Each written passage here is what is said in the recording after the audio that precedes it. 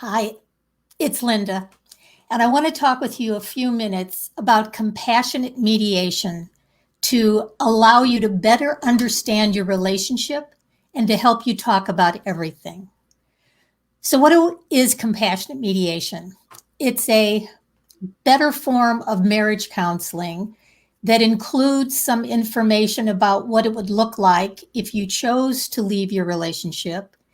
And in doing that, it gives you the courage and the confidence to focus more on creating a new and better relationship than the one you want to leave.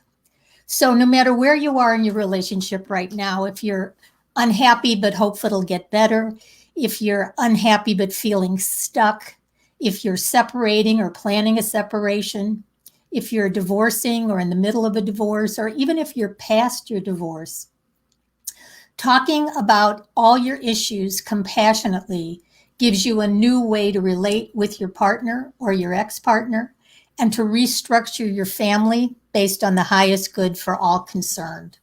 So no matter what's going on in your relationship right now, you can be the change that you hope to see in the world. You can offer to your partner all the attention, affection, love, and appreciation that you're hoping to get from your partner. So try that first. Try being what it is you would like your partner to be. And then you can talk about everything. You can begin to do an honest appraisal and share it with each other about where you stand on all the issues in your life right now. So you might want to consider, what's the financial burden that each of you share? How are you doing with co-parenting? Have you talked about plans for the future, retirement funds, travel plans, savings? How do you relate to each other? Do you relate compassionately, with empathy and respect? Or is there a different way that you're relating? And is either one of you having an emotional or physical affair? It's time to get honest about it. Sometimes having an affair is just a way to cope with the pain in the relationship. And if you heal the pain in the relationship, the affair ends. There's healing that has to be done after that. But it is possible to come back from an affair and create a brand new relationship together. And what I realize as a therapist, mediator, attorney, is that when I'm working with individuals or couples, I do believe that if the parties were as willing to do as much work on themselves before they got divorced as they'd have to do if they'd got divorced, there'd be a whole lot of intact families. So just consider that whatever going on in your relationship right now, separating or divorcing is not the answer. I mean, it may eventually be the answer, but if you bring your highest and best self and you give your partner what it is that you'd like to have more of, there's a chance that healing can happen and a new and better relationship can be created. So you begin with a dialogue with your partner about everything. And it's helpful if you have someone to facilitate it. So if you have a therapist, mediator, a friend, but somebody who knows compassionate mediation and can help you learn how to compassionately communicate.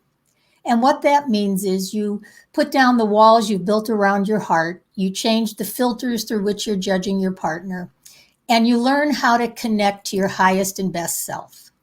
And that means you come from a place inside that's calm, clear, and compassionate. And you don't push aside your feelings and try to manage by ignoring them and then get extreme in certain ways, but you can truly talk about everything from your highest and best self. And as you connect to your best self, you let go of your limiting beliefs and judgments, you unburden pain from the past, and you relate from your heart.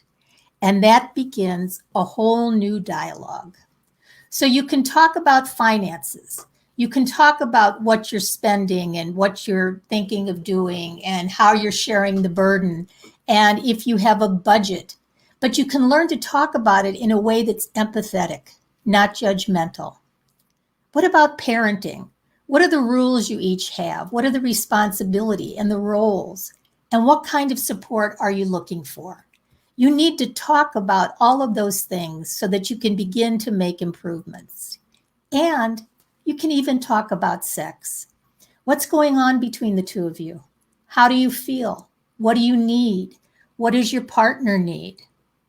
And in doing counseling for many, many years, I realized that when you're mad at your partner or feeling unloved or unsupported, things change in the bedroom. But if you learn how to come from your highest self and talk about everything so that you can talk with empathy and truly feel heard and understood, it's amazing how quickly sex improves when forgiveness comes in. So allow some forgiveness. Understand that each of you came from a family of origin that affected how you show up in a relationship. And up until now, you've each done the absolute best you could do, considering your upbringing and your level of awareness up until this point. But you can do better. You can learn how to speak from your higher self with empathy for your partner. And you can begin a whole new, different dialogue that captures the best of who you both are and allows you to create something new and different for the future. But there are certain issues that you may have to address. If in your relationship there's addiction, you may have to take some proactive steps for yourself. For instance, you have to realize that you are powerless to change your partner. If there's an addiction, your partner will need to change themselves, but you are powerless. So taking care of yourself, recognizing that there is a higher power, turning your will over to that higher power and taking your own inventory, meaning how are you being judgmental or blaming or critical or holier than thou? And these are the first 4 steps of both AA and Al-Anon and most 12-step programs. So when there's addiction, get help for yourself before you decide what you want to do about your relationship.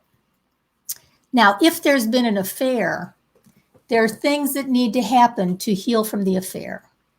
The party having the affair, emotional, physical, needs to stop it immediately, be willing to be transparent, and be willing to make amends for as long as it takes for their partner to trust them again.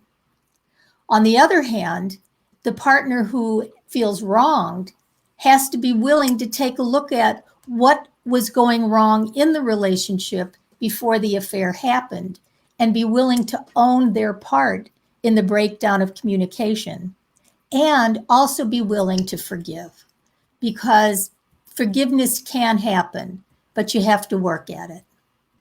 So you can forgive and trust again, and you can look at what led up to the affair, but you have to be willing to discuss all of it from your higher self. It takes courage and compassion and the knowledge that wherever your heart is broken, it can be stronger in the broken places. So don't give up, even if there's been an affair.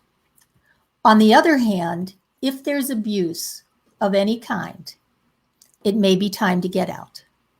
So emotionally, we can be very hard on our partners and we can heal from an affair.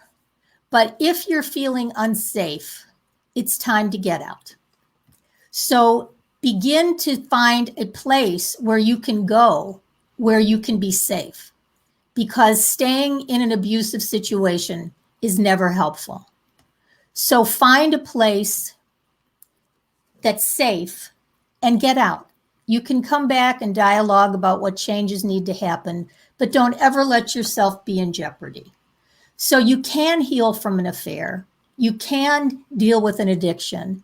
And if there's physical abuse, get to a safe place, and then you can make your decisions from there.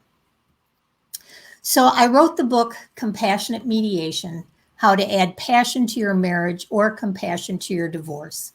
And Richard Schwartz, who's the head of Internal Family Systems, who is the mentor for all that I teach in terms of compassionate communication and compassionate mediation, said that divorce brings out the worst in us and often leaves lasting scars, but that I'm a master at lifting couples out of their narrow protective perspectives. They then learn the larger lessons from their relationships and proceed based on the best interest of all involved. And compassionate mediation is truly relationship healing at its best.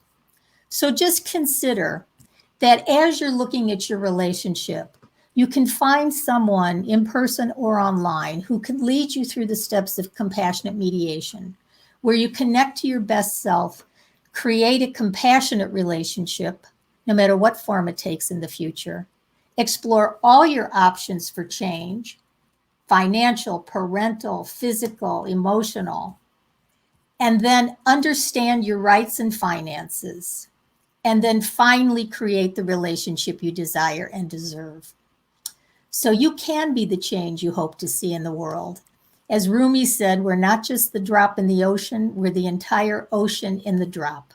So instead of coming at your partner from your ego, your judgment, your blame, begin to see how you can support them and see what needs to happen. And then I would like to support you. So you can either get my book, Compassionate Mediation, How to Add Passion to Your Marriage or Compassion to Your Divorce. You can go to lindakrollbook.com and get a free introduction and a free chapter. You can go to lindakroll.com/RA to get a relationship assessment, and the roadmap will take you through the mediation process. So I just want to give you a chance to join me in the Compassionate Communication group. Ask me any questions that you'd like, and I'd love to be of service.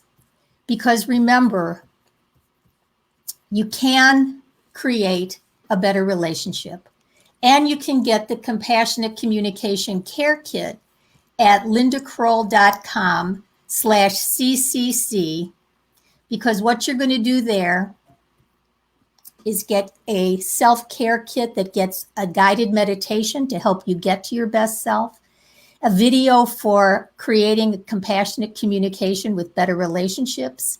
You get a relationship assessment so that you can take stock of your relationship now, and you can get a compassionate mediation roadmap for your own use, or if you're professional, for your use with others. So I look forward to staying connected with you. I look forward to answering any of your questions.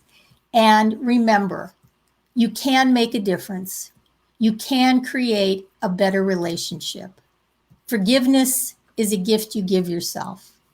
Give yourself the gift of forgiveness. Give your partner an opportunity to see your highest and best self, to feel your empathy again, and to create a whole new dialogue.